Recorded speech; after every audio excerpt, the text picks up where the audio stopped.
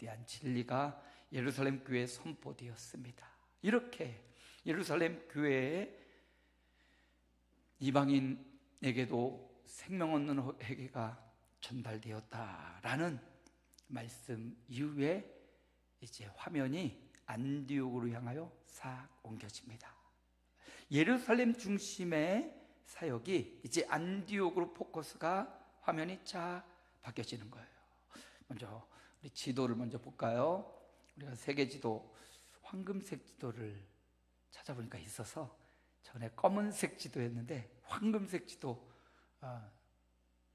여기 지금 동그라미 친 이 지역이 지금 팔레스틴 지중해 이스라엘 지역입니다. 아프리카 위쪽에 있고요, 유럽 밑에 있고 아시아 왼쪽에 있죠. 저 지역 이야기를 지금 하고 있는 거예요. 저기에서 벌어진 일 조금 확대해 보면, 지난 시간까지 우리가 베드로 12장에서 또 베드로 이야기가 몇 번 조금 나오는데요, 베드로의 사역을 여정을 한번 살펴보면 예루살렘에서 성령 충만 받고 거기 머물러 있다가 핍박과 박해가 옵니다. 예루살렘만 모여있던 그가 사마리아로 올라갔다가 사마리아에서 다시 예루살렘으로 내려왔다가 그리고 또 핍박과 여러 가지가 있으니까 또 다시 흩어져서 루따로 갔다가 요빠로 갔다가 요빠에서 고넬료의 집 가이사랴로 갔어요. 그래서 저 맨 위에 파란색 맨 위에 지금 화살표국 마지막이 가이사랴죠. 그리고 가이사랴에서 어디로? 다시 예루살렘 교회에 와서 예루살렘 교회에서 이방인에게도 생명 얻는 회개를 허락하셨도다. 그런 이야기를 끝나고 이제 베드로의 이야기가 잠시 여기 중단되고 여기에서 조금 더 이 지중해 연안을 조금 더 확장시켜서 보면 보이죠? 왼쪽에 노란 글씨 아프리카 최위에 있는 구레네라는 지역이 나오죠. 구레네. 그리고 예루살렘이 나오고 그 위에 안디옥이 나오죠. 오늘 우리가 볼 장소가 바로 이 수리아의 안디옥이라는 장소예요. 그래서 이 수리아 안디옥부터 바나바, 바울 이야기가 나와서 저 왼쪽 소아시아 7교회 쪽으로 1차, 2차, 3차 선교여행 떠나고 사도 바울이 이렇게 돌아와서 예루살렘에서 또 잡혀가지고 이탈리죠. 장화 모양인 이탈리 로마로 가는 여정이 이제 사도행전에 계속 진행될 겁니다. 이제 전체적인 그림을 지도로 계속 제가 보여드릴 거고요. 지금은 여기 가운데 있는 예루살렘에서 조금 위에 있는 안디옥, 수리아의 안디옥, 안디옥도 비시디아 안디옥도 있고 수리아에 있는 안디옥도 있는데 지금 현재 터키의 안티키아라는 장소예요. 바로 그 지역에서 복음이 예수 그리스도가 많이 증거되기 시작합니다. 근데 여기에 이 안디옥에서 구브로에서 온 사람, 그리고 그레데에서 온 사람, 또 여러 지역에서 온 사람이 안디옥에 이르러서 예수님을 전하기 시작합니다. 그래서 안디옥에 많은 사람들이 예수님을 믿는데 여기에 보니까 이방인인 헬라 사람들이 또 많이 있어요. 그러자 유대인에게만 복음을 전하다가 안디옥에서 이방인인 헬라 사람들에게도 복음을 전하기 시작하니까 그들이 예수님을 믿고 막 성령을 받고 거기 엄청 큰 부흥의 역사가 안디옥에 일어난 겁니다. 그래서 그 안디옥에 사도들이 예루살렘 교회가 들어보니까 지금 안디옥에 수많은 유대인과 이방인들이 모여서 하나님을 예배하더이다. 그러니 우리 한 사람을 파송합시다. 그래서 파송한 사람이 바나바였어요. 예수님의 12제자인 들어가지 않지만 바나바는 어려서부터 예수님 믿고 초대교회 이 성령 오순절 성령 강림할 때 그때에도 그가 밭을 팔아 제자들의 발 앞에 두었던, 그리고 그를 설명할 때 착한 사람이요 성령과 지혜가 충만한 사람, 이렇게 계속 표현하고 있거든요. 그 바나바를 안디옥 교회로 파송을 합니다. 그래서 안디옥 교회 가서 바나바가 거기에 가서 보니까 유대인도 있고 이방인도 있고 모여 있어요. 고넬료의 집에 복음이 베드로를 통해 전해졌습니다. 그리고는 이제 거기도 작은 어떤 모임들이 있었겠지요. 그러나 아주 이렇게 풍성하고 왕성하게 조직적으로 모인 공동체가 안디옥에 만들어진 겁니다. 그래서 그 안디옥 교회에 바나바가 가서 보는 겁니다. 살펴보니 정말 거기 모여있는 사람들이 온갖에서 온 사람들, 저 구레네에서 온 사람, 아프리카에서 온 사람도 있고, 저 소아시아 지역에서 온 사람도 있고, 또 유대인도 있고, 여러 공동체가 모여가지고 거기서 하나가 되어가지고 예수님을 믿고 또 복음을 전하고 있는 겁니다. 하나님의 은혜가 충만한 거예요.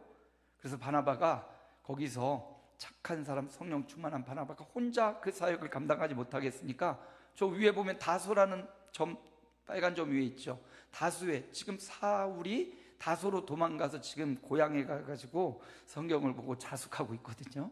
그 다소에 사울을 바나바가 또 데리고 와요. 바나바는 예전에 사울이 회심하고 예루살렘에 왔을 때도 예루살렘 공동체에 사울을 소개했던, 사울에 대하여 굉장히 마음이 넓고 그를 제자로 받아들인 사람이었죠. 이번에도 이 착한 바나바가 가서 다수에서 지금 성경을 공부하고 지금 자숙하고 있는 사울을 데려와서 함께 안디옥 교회에서 말씀을 가르치는 거예요. 어떻게 보면 바나바는 굉장히 엄마같이 이렇게 따스한 사람 같아요. 사울은 굉장히 엄격하면서도 말씀을 정확하게, 진리의 말씀을 이렇게 가르쳐주는 그런 아버지와 같은 그런 역할을 하는 것 같아요. 그래서 성경을 깊이 알고 언어적으로도 지식과 지혜도 굉장히 많았던 사울이고, 바나바는 착하고 성령 충만해서 굉장히 사람들을 잘 품어주는 사람. 이 두 양육과 지도가 모여서 1년 동안 안디옥 교회를 가르치니까 안디옥 교회에 큰 부흥이, 이전보다 정말 큰 부흥이 일어나요. 그래서 예루살렘 교회, 모교회가 예루살렘 교회인데 후에 자생적으로 나타나서 바나바를 파송해서 성장한 교회가 바로 이 안디옥 교회입니다. 어떻게 보면 안디옥 교회가, 예루살렘 교회는 핍박받고 이제 야고보도 죽어요 뒤에. 그러면서 굉장히 어려워지는데 반해 안디옥은 조금 떨어져서 아주 큰 무리를 이루고, 예루살렘 교회가 어려울 때 구제헌금을 이렇게 가져다 줘가지고 예루살렘 교회를 보살피기도 하는 아주 큰 교회가 되었습니다. 오늘 바로 이 안디옥 교회를 중심으로 사울과 바나바가 이제 파송되기도 하고 해서 이제 포커스가 안디옥 교회로 옮겨져요. 그래서 오늘 안디옥 교회에 대해서 한번 같이 살펴보려고 합니다. 자, 안디옥 교회가 어떤 교회였냐? 오늘 본문에 보니까 20절 우리 함께 읽어봅니다. 그 중에 구브로와 구레네 몇 사람이 안디옥에 이르러 헬라인에게도 말하여 주 예수를 전파하니, 이전까지 유대인들이 헬라인 이방 사람들에게 복음을 전하지 않았어요. 물론 베드로의 경우 베드로가 고넬료의 집에 가서 이방인에게 복음을 전하여 성령이 임했습니다. 그런데도 여전히 조금 어떤 이 사건이 생명에 이르는 회개에 대하여 유대인들이 아직까지 담이 있었던 거예요. 그러나 베드로가 포문을 열어놨습니다. 그래서 예루살렘 유대인들이 점점점 그 포문을 열어가는 거예요. 그래서 안디옥에 가서 구브로와 구레네에 있던 몇 사람들이 여기저기서 지금 안디옥으로 온 겁니다. 그리고 안디옥에서 헬라인, 완전 이방 사람, 그들에게 복음을 전하는 거예요. 주 예수를 전파했습니다. 헬라인들의 어떤 헬레니즘 사상, 인간 존중 사상, 이게 헬레니즘이잖아요. 그런데 그들에게 헤브라이즘, 예수 그리스도 유일신 하나님을 전하니까 저들이 그 하나님을 믿기 시작합니다. 그래서 21절에 보니까 함께 읽습니다. 주의 손이 그들과 함께 하심에 수많은 사람들이 믿고 주께 돌아오더라. 수많은 사람이 예수님을 믿고 주께로 돌아온 겁니다. 주님 중심으로 안디옥에 있던 많은 사람들이 모이는 거예요.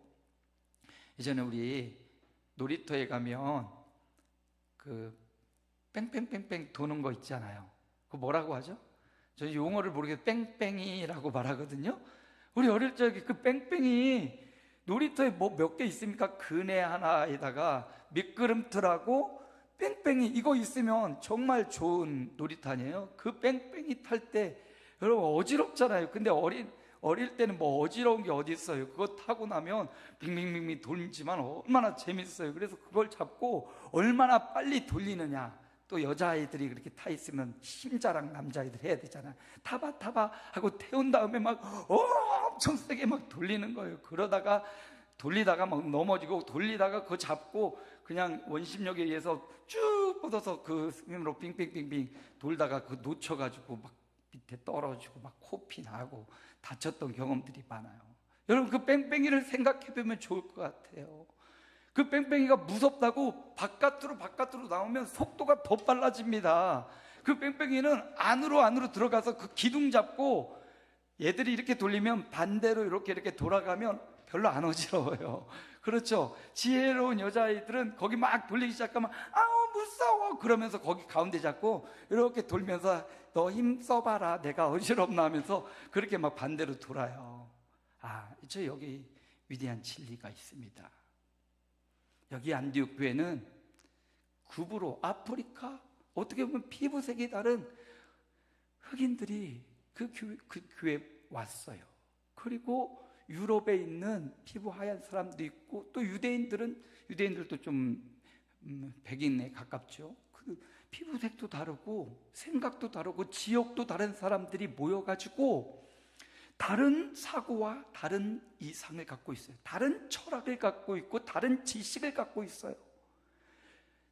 나이도 성별도 지역도 상황도 다 다른데, 그 안디옥이 헬레니즘, 그 로마의 굉장히 중요한 도시니까 여러 사람들이 거기 모여있는 장소였습니다. 그런데 거기서 주 예수를 전파하니까, 예수가 이 땅에 오신 하나님의 아들이고 죽었다가 부활하신 하나님의 아들이심을 전하자 철학이 무너지고 이성이 무너지고 생각이 무너지고, 그들이 예수 그리스도를 듣고 그 예수 그리스도 중심으로 똘똘똘똘 하나가 된 겁니다. 마치 뺑뺑이 막 돌아가는 그 뺑뺑이 겉에서 막 어지럽게 도는 게 아니라 더 중심으로 돌수록 더 중심으로 모여 있으면 하나가 되는 것처럼, 안디옥 교회는 죽게 돌아오던 주님 중심으로, 주님 바라보고 주 예수 그리스도를 믿는, 주 예수 그리스도로 하나가 되고 중심이 된 공동체, 바로 그곳이 안디옥 교회였다는 겁니다. 오늘 우리에게 주는 교훈이 있지요. 우리 이 지역에 있는 우리 교회도 다양한 피부색이 우리에게 와도 우리가 너무 거부하거나 그럴 이유가 없다는 거예요. 주 예수 그리스도를 향한다면, 주 예수 그리스도로 중심이 된다면, 인종이 달라도요, 성별이 다르고 어린아이와 어르신, 남녀노소를 구별하지 않고 편견하지 않고 주님 중심으로 하나가 되면 된다라는 걸 말해주는 겁니다. 오늘요, 물론 교회가 교회 중심, 목사님 중심 그러지만 아니에요. 교회는 그리스도 중심이 바로 교회인 거예요. 예수 그리스도를 세우고 그리스도를 드러내고 그리스도를 믿고 그리스도를 높이는 예수 중심, 오늘날에 예수 중심 교회가 많이 있는데, 주변에 이단 교회입니다.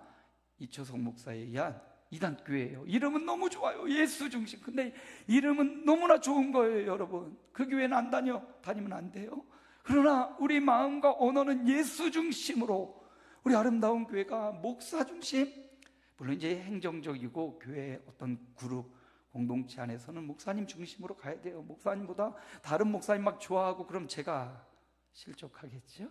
그러니까 목사님이 전하는 예수님 중심, 우리 권사님에게 있는 예수님 중심, 우리 집사님과 우리 성도들, 우리 아이들에게 있는 그 예수님 중심으로 우리가 하나가 되어서 뺑뺑이 안에서, 그 안에서 삶을 살아야 된다는 거예요. 안디옥 교회는 피부색도 다르고 지식도 다르고 이념도 다르고 철학도 다른데, 예수님이 그들에게 전파되니까, 예수님이 들어오니까 모든 삶의 중심이 예수님으로 돌아가는 거예요. 그들의 직장도, 그들의 어떤 삶의 여가도, 그들의 삶의 목표와 꿈도 예수님 중심으로 똘똘 뭉쳐서 하나가 됐어요. 교회가, 안디옥 교회가. 그래서 예수님 중심으로 더 몰려드는 거예요. 주께로 수많은 사람들이 주님께로 돌아왔다. 주 예수의 복음, 주님 중심으로 모였다. 우리 아름다운 교회도 주님 중심으로 더 가까이 가는. 근데 이 뺑뺑이가 막 도니까 겉에 있던 사람들은 이거 뭐 겉에 돌리다가 막 거기에 치거나 거기에 막 자빠지고 넘어져요. 안으로 들어와야 돼요. 그 뺑뺑이 안으로 쑥 들어올수록 안 어지럽고, 그 안에 들어올수록 예수 중심의 삶이 얼마나 영광스럽고 찬란한지 알게 되는 겁니다. 우리 아름다운 교회가 예수 중심으로 다시 돌아가고, 내가 지금 하고 있는 이 일이, 내가 지금 직장에서 혹은 학교의 현장에서 혹은 내가 사는 삶의 영역에서, 사업장에서 혹은 교회에서도 마찬가지요, 주님을 위한 일인가? 주께 주님 중심으로 돌아가고 있는가? 이걸 늘 마음에 새기면서 주님 중심으로 가는 저와 여러분 되시길 축복합니다. 안디옥 교회는요 23절 말씀 함께 읽습니다. 그가 이르러 하나님의 은혜를 보고 기뻐하여 모든 사람에게 굳건한 마음으로 주와 함께 머물러 있으라 하거나. 그가 누굽니까? 바나바예요. 바나바도 거기 안디옥 출신이 아닙니다. 바나바는요 안디옥 바로 앞에 있는 섬에서 태어난 섬 출신이에요.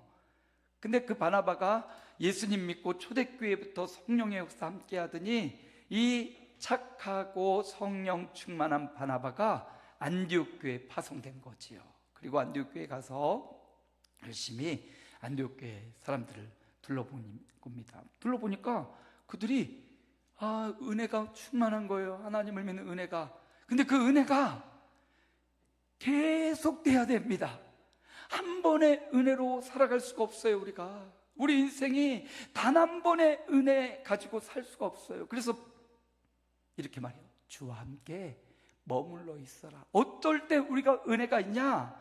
주님께 머물러 있을 때 은혜를 받는 겁니다. 그러니까 바나바가 지금 이 안디옥, 이 이방 지역 최초의 이방인 중심의 교회인데 어떻게 하면 이 은혜를, 하나님의 은혜를 지속할 수 있을까? 그건 바로 주님께 머물러 있는 거라는 걸 알려주는 겁니다. 예수님께 머물러 있어라. 예수님 떠나지 말고 예수 안에 머물러 있을 때 당신들이 그 하나님의 크신 은혜를 경험하게 되는 거야. 그래서 주와 함께 머물러 있으라 이렇게 말하고요. 그리고 26절에 보니까 함께 읽습니다. 만남에 안디옥에 데리고 와서 둘이 교회에 1년간 모여있어 큰 무리를 가르쳤고, 누굴 만났다는 거죠?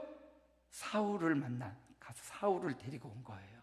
그리고 사울을 데리고 와서 어떻게 합니까? 교회 1년간 큰 무리를 가르쳤다. 하나님의 은혜에 머물러 있으려면 예수 안에 머물러 있어야 되고요, 그 은혜가 지속되려면 예수 안에 머물러야 되고요, 예수 안에 머무르는 방법이 뭐냐?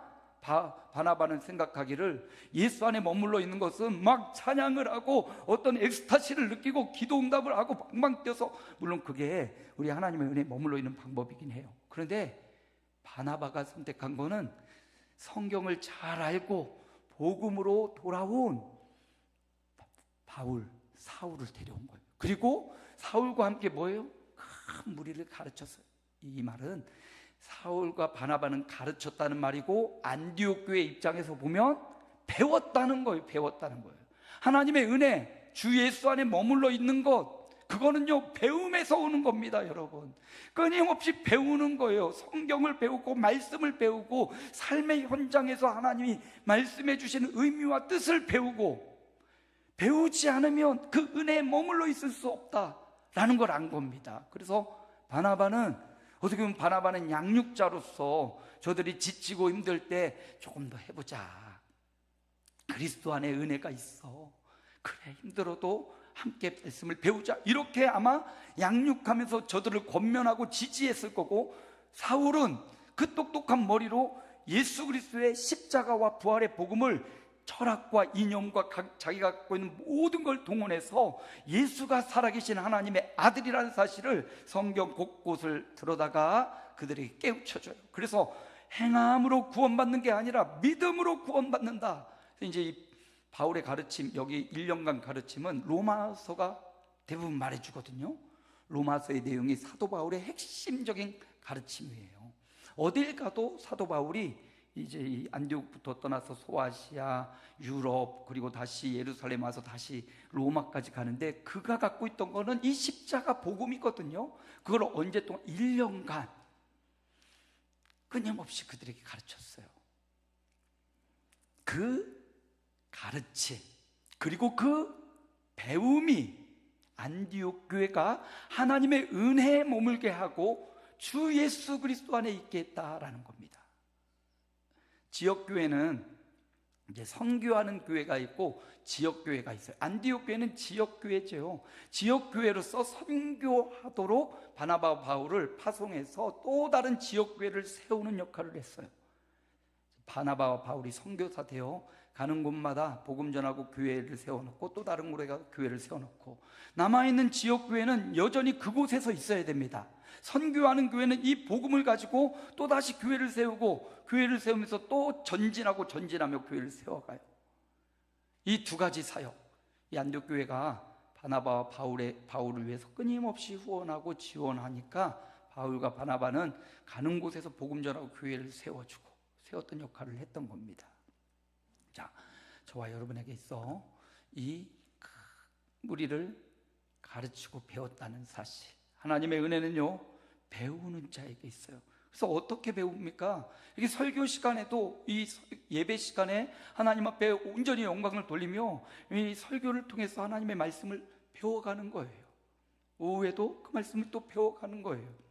그런데 배움이 예배당에만 국한되어 있진 않아요. 여러분의 삶의 현장에서 예수를 묵상하면서 여러분의 삶의 현장에 일어나는 사건과 사고들이죠. 그 속에서 하나님의 가르치심을 그곳에서도 배울 수 있어야 되고, 그곳에서 하나님의 말씀을 적용해서 배울 수 있는 사람, 그가 바로 하나님의 은혜에 머무르는 사람입니다. 그래서 나는요, 그러면 교회는 필요 없고, 교회는 가보니까 막 썩었고 내 마음에 안 드는 사람도 너무 많고, 교회 가면 맨날 시험 드니까 나는 혼자 배울래요 하고 혼자 교회가 되는 사람들도 있는데, 하나님은 혼자 교회가 되라고 말씀하잖아요. 교회라는 말 자체가 믿는 성도의 무리, 나와 다른, 급으로 피부색이 다른 사람도 오고 하얀 사람도 오고 어른도 있고 이방인도 있고 유대인도 있는 그 안디옥 교회가 그 서로 다른 그 상황에서 예수님을 바라보며 하나가 되었듯이, 너는 이곳에서 배우라. 관계 속에서 배우고, 성도 안에서 배우고, 또 그 배움의 한계를 정말로 지리멸라고 그런 마음이 생길 때 주님 중심으로 주님께 나아가 주님을 배우라, 이렇게 말씀하시죠. 안디옥 교회는요 배우는 교회였어요. 그래서 주 예수께 머물렀고, 그래서 하나님의 은혜가 지속될 수 있는 지역 교회였습니다.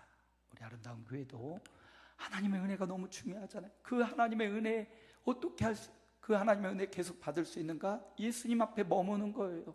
어떻게 예수님께 머물 수 있는가? 말씀을 배우고 그 말씀을 내 삶에 적용시킬 때 그 예수님께 머물어 가능한 겁니다. 그래서 주님을, 하나님의 말씀을 배우고 예수님 안에 머물러 있고 하나님의 은혜가 충만한 삶, 안디옥 교회 같은 저와 여러분 되시기 축복합니다. 하나 더 볼까요? 26절 하반절인데 함께 읽습니다. 제자들이 안디옥에서 비로소 그리스도인이라 일컬음을 받게 되었더라. 안디옥 교회가, 이방인 중심의 최초의 교회가 그리스도인, 크리스찬이란 말이 이 안디옥 교회에서부터 시작됐다는 겁니다. 처음에 이 그리스도인, 크리스찬이란 말은요 칭찬하는 말이 아니었어요. 예수 따르는 사람들, 예수에게 속한 사람들, 헛된 이상을 꿈꾸고 천국을 바라는 사람들, 이렇게 조롱하는 말투였다고 합니다. 근데 사도 바울은 이 사람들의 조롱하는 말투를 오히려 역이용해서, 아니 그래 너희는 우리를 그리스도인이라고 부르는데 맞아, 우리는 그리스도를 따르는 사람이고 그리스도가 우리의 중심이고 그리스도의 영광을 위해 살아가는 사람들이고 그리스도에 속한 사람들이고 그리스도가 예비한 하나님 나라를 바라는 사람들이 맞아 하면서 그리스도인이라는 단어를 수치심이 아니라 자긍심으로 받아 사도 바울이 그리스도인이라는 단어를 널리 새기게 됩니다. 그렇습니다. 그런데 중요한 사실은 안디옥에 있던 사람들이 스스로 나는 그리스도인이야 이게 아니에요. 보니까 안디옥에서 비로소 그리스도인이라 일컬음을 받았다. 밖에, 교회 밖에 있는 사람들이 야, 저 사람은 아주 그리스도인이야, 그리스도만 따르는 사람이야, 아주 이상한 사람들이야 하면서 사람들이 그들을 그렇게 말했다. 이건 중요한, 우리에게 너무나 중요합니다. 오늘날 성도들이 나는 크리스찬이야 라고 사회에서 생활해서 당당히 말할 수 있는 용기, 아니요, 그런 용기가 아니라 그런 삶이 필요한 겁니다. 그리스도인답게 성경적 윤리와 가치를 가지고 구원의 감격과 더불어 이 땅을 살아가는 삶의 여정이 너무나 비열하고 너무나 욕심내고 너무나 탐욕적이라면 그리스도인의 삶을 살아가는 게 아니겠지요. 예수를 따르는 자의 삶을, 그리고 그 바나바가 표현한 착한 사람이요 성령이 충만하고 지혜가 충만한 사람이라는 우리 삶의 현장에서 예수 믿는 사람의 삶이 그렇게 착한 사람이요 성령과 지혜가 충만한 삶을 살아가서 내가 스스로 난 그리스도인이야 이게 아니라 다른 사람들이 야, 강 목사 진짜 예수 믿는 사람이네, 내가 살면서 정말 예수 믿는 사람, 당신 같은 사람을 만나본 적이 없어, 이런 소리가 들려지도록 우리가 예수 믿는 삶을 살아야 된다는 거예요. 아니, 그들에게 보이기 위해서 그렇게 사는 게 아니라 주님이 우리에게 그렇게 말씀하셨어요. 누군가에게 그렇게 불리라고 한 게 아니라 예수 그리스도를 따라 살아간다면 주님 십자가의 사랑을 깨닫고 부활의 소망을 가지고 살아간다면 사는 사람들은 그렇게 부를 수밖에 없다는 거죠. 누구에게 기대되는 그런 인생이 아니라 주님이 요청하는 삶. 안디옥 교회가 피부색도 다르고 각각 인형과 사상이 다른 사람들이 예수 그리스도로 중심으로 하나가 되고, 그리고 그 예수 그리스도를 힘써 배웠고 그 힘써 배운 예수님의 사랑과 예수님의 명령과 사명을 따라 살았더니 사람들이 세상이 그리스도인이라 라고 칭해 주셨다는 거죠. 한 절 더 볼까요? 베드로전서, 베드로 이야기 4장 16절 함께 봅니다. 만일 그리스도인으로 고난을 받으면 부끄러워하지 말고 도리어 그 이름으로 하나님께 영광을 돌리라. 그리스도인이란 말이 성경에 한 3번 나오는데요, 베드로도 한번 사용했어요. 그리스도인, 그러니까 그 당시 그리스도인은요 영광스러운 이름이 아니었다는 걸 보여줘요. 왜냐하면 그리스도인으로 고난을 받으면 그리스도인으로서 받는 고난의 삶이 있었던 거예요. 근데 그 고난 가운데 있어도 그리스도인으로서의 자긍심을 잃어버리지 말고 오히려 그것으로 인하여 하나님께 영광을 돌리라. 안디옥 교회는요 그리스도인으로 살았어요. 보이기 위한 그리스도인이 아니었습니다. 그리스도의 정신, 예수님의 정신, 사랑 때문에 이 땅에 오셨습니다. 하늘 보좌를 버리셨습니다. 그리고 우리를 위해 십자가를 지셨습니다. 차별 없이 그 누구도 손절하지 않고 받아주셨어요. 우리는 손절이라는 단어가 요즘 굉장히 만연해졌어요. 주식이 떨어지기 전에 손절해라, 그런 말도 있고요. 나에게 정말 내 삶에 날 힘들게 하고 정말 꼴 보기 싫은 사람 손절해라. 그런데요, 성경은 손절을 얘기하지 않아요. 물론 정말 물리적으로 폭력적으로 나를 고의적으로 괴롭히는 그런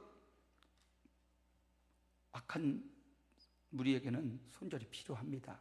그런데 일반적으로 생각이 좀 다르고 피부색이 다르고 이념이 다른 그런 사람들을 향하여 손절하라 말하지 않죠. 우리 주님이 손절이 아니라 사랑을 베풀어 주셨어요. 손절하고 끊고 다 끊다 보면요, 아무도 내 친구 없거든요, 사실. 아니, 우리가 그렇잖아요. 자녀를 낳아 길러보잖아요. 그 자녀들마저도 내 혈육, 피와 그걸 받아 태어났는데 그 자녀들마다 내 마음에 다 안 들잖아요. 다 들어요? 그러면 행복한 겁니다. 자녀마저도 나와 달라요. 그런데 자녀가 아닌 수많은 사람은 어떻게 나랑 같은 생각을 하고 같이 똑같이 좀 통하는 경우는 있겠지만 다 통하지도 않아요. 따져보면 만약에 그 사람들 다 그때마다 손절하면요, 나 혼자 살아야 될걸요. 쇼펜하우는 그런 말, 유튜브에 쇼펜하우 명언들이 많이 나오는데, 그런 사람은 변하지 않는다 그러면서 아주 엄격하게 사람을 친하려고 하지도 마라, 다 끊어버려라, 혼자 고독하게 살아라. 쇼펜하우어식으로 살아가면요, 이 세상은 정말 고독하고 혼자밖에 안 남을 거예요. 주님은, 복음은요, 쇼펜하우식으로 다 손절하고 너 혼자 편하게 살아, 아니요. 주님은 사랑이에요. 현장에서 가늠하다 잡힌 여인을 정죄하고 너같이 살면 되겠어? 그러지 않으시고요, 너희 중에 죄 없는 자가 먼저 돌로 치라. 누가 죄 없는 인생이 있겠냐? 사실요, 우리 인생 그 손절할 다른 대상을 찾아보기 전에 나 자신을 보면요, 나 자신이 얼마나 더럽고 얼마나 추악한지 제일 먼저 손절할 대상이 나예요, 나. 그리스도 성경은 손절을 말하지 않고요, 사랑을 말합니다. 나 같은 존재를 사랑하기 위해 하늘 보좌를 버리고 십자가를 지신 예수님을 보면 그 누구도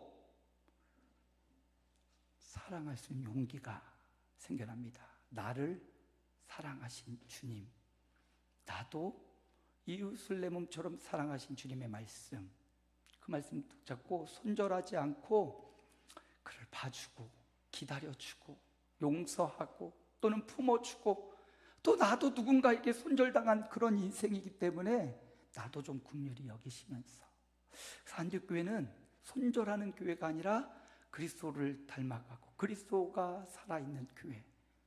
말씀을 마무리합니다. 안디옥 교회만 들으라고 한 말이 아니죠. 안디옥 교회 모습을 통해서 오늘 우리 교회는 성도의 무리 한 사람 한 사람을 향한 하나님의 요청이 들어 있습니다. 안디옥 교회는 어떻게 했어요? 주님으로 똘똘 뭉쳤어요. 주님 중심으로 하나가 되었어요. 안디옥 교회는요, 주님을 배우고 전하고 주님을 배워서 그 주님 안에 머무르고 주님 안에 머무르니까 하나님의 은혜가 계속되는, 그래서 주님을 배우고 전하는 게 중요하죠. 세 번째, 그리스도인으로 살았어요. 주님을 닮아가는, 누구에게 보이기 위해서가 아니라 주님이 살았던